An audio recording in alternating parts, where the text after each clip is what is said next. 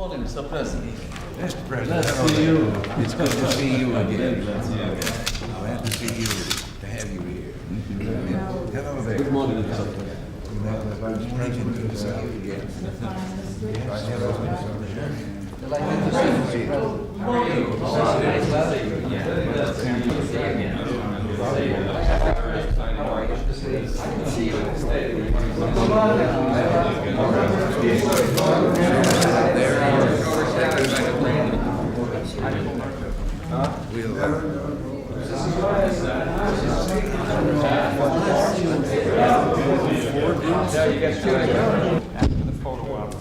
We shall have some chat.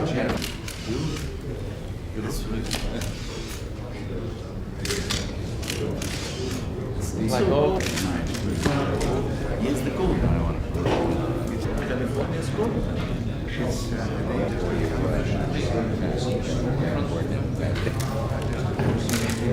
You never heard it. Really? Oh, yeah. Really? At least once a week. Oh, come on. I think that's new, just around New York.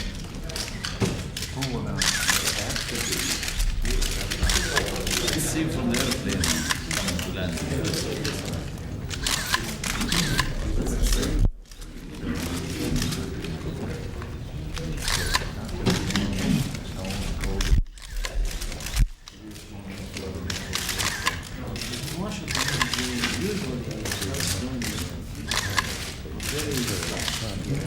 Every time we have the city of Liberty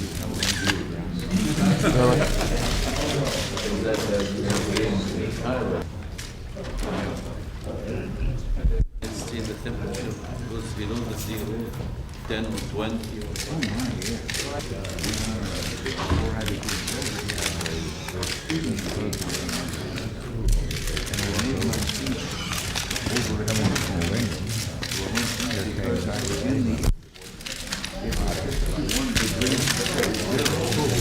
Fahrenheit. Fahrenheit. Not Celsius.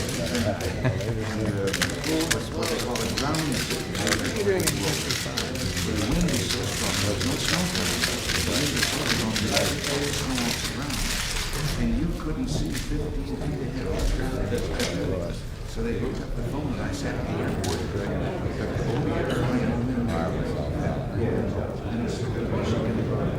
States. It was everywhere. Just the lakes are free. Extreme than we have in more ways. But our northern states, well, the western states, I remember as a boy trying to get to school with 18 Fahrenheit below zero. It was how many centigrade? That will be about 5 Fahrenheit below zero, that will be about 30 below centigrade. So that is very icy. 30 below. 20 Fahrenheit? 30 Fahrenheit. Freezing is 32. 32 plus.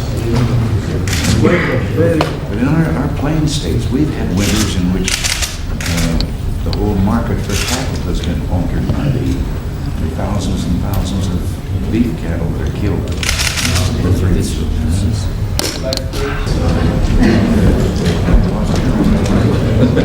Until the next group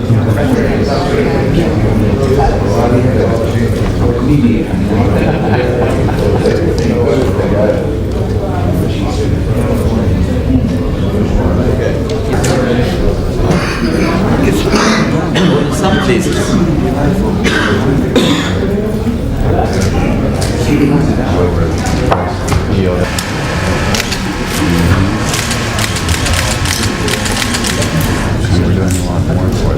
I think it's the last group.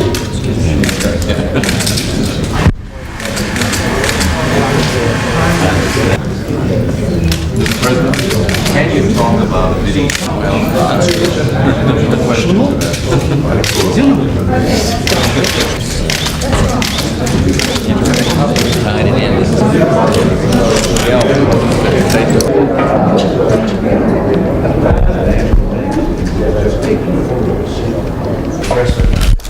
Everybody behind schedule, but I have had the opportunity of meeting in there with your president, Mubarack, that we are partners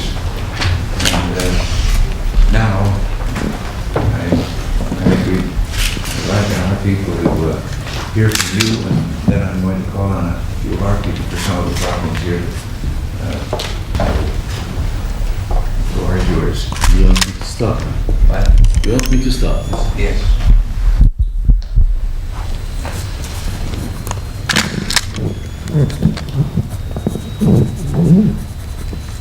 We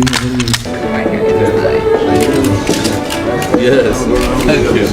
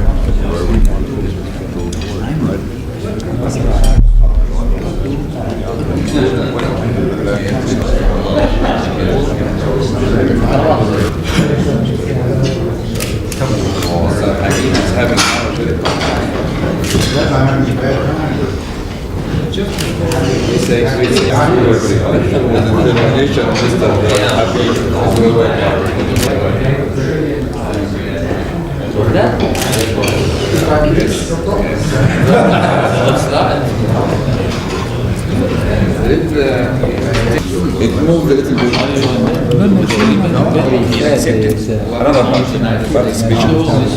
The TV this morning. You misread it. You better listen again. Read the newspaper this morning. No, it doesn't mention it.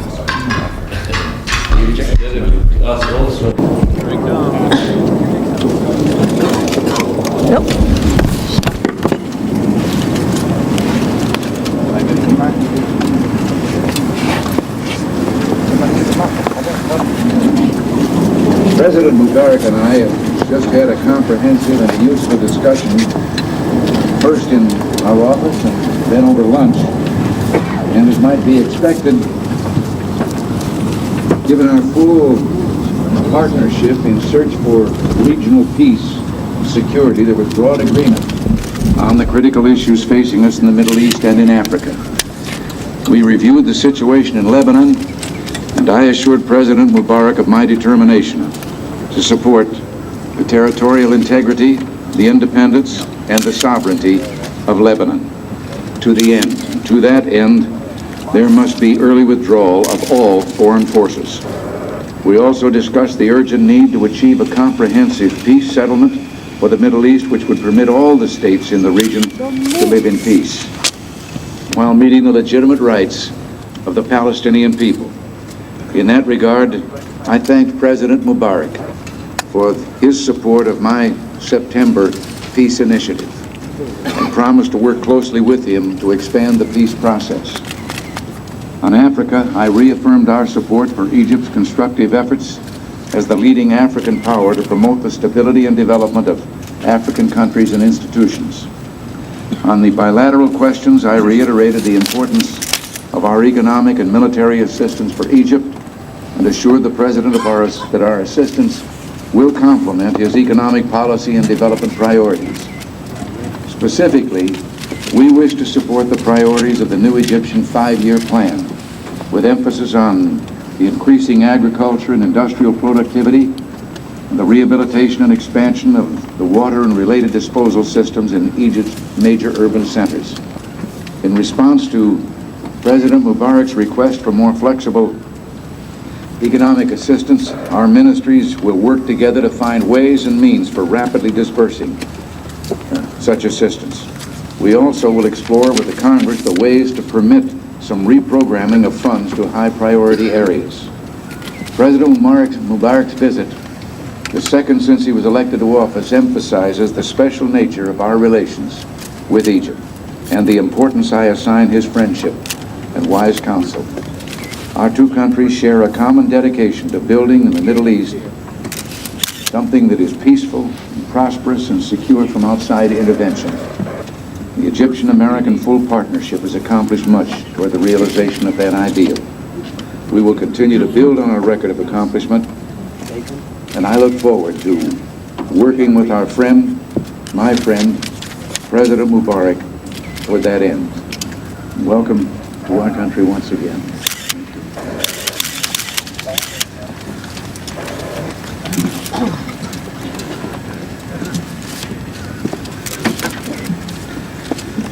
I was very pleased to meet again with my friend President Reagan and pursue our discussions of issues of mutual concern. As the President just stated, we had an opportunity to review the situation in the Middle East with a view of enhancing the prospects for peace and stability in that troubled region. We focused on the situation in Lebanon and the negotiations on the Palestinian question. I welcome the President Reagan's assurances of the U.S. determination to continue to play the role of the full partner in the peace process. I also welcome his reaffirmation of the United States' commitment to support the territorial integrity, independence, and sovereignty of Lebanon. The time factor is crucial to the success of our endeavors. Top priority must be given to reaching agreement on the withdrawal of Israeli forces. Upon achieving that, other aspects of the problem would be easier to solve. We have always seen the necessity to make meaningful progress towards a comprehensive settlement. In this respect, the centrality of the Palestinian problem in the entire dispute becomes self-evident. With this in mind, we supported President Reagan's initiative on September 1st, 1982. We earnestly hope that the weeks ahead will witness movement towards the negotiating table by all the parties concerned. I am pleased to say that I was encouraged by what I heard from King Hussein of Jordan and the Palestinian leadership together with several other Arab leaders. I believe that a golden opportunity exists and it would be a grave mistake to miss it. I also believe that the peace process would be reinforced if the United States moves further in the direction of supporting the right of the Palestinian people to self-determination. We agreed that the Israeli settlement policy is a serious obstacle to peace. Therefore, efforts must be exerted to bring about a total freeze of settlement activities. I discussed with the President certain aspects of the war between Iran and Iraq and the need to exert additional efforts for the purpose of achieving an immediate termination of hostilities. On bilateral matters, we discussed the issues related to economic and military cooperation. I expressed to President Reagan our gratitude to the American people for their unwavering support. This will enhance our ability to cope with the economic problems we are confronting. The United States has proven that it is a real and reliable friend. We are determined to deepen that friendship and intensify our cooperation. Thank you.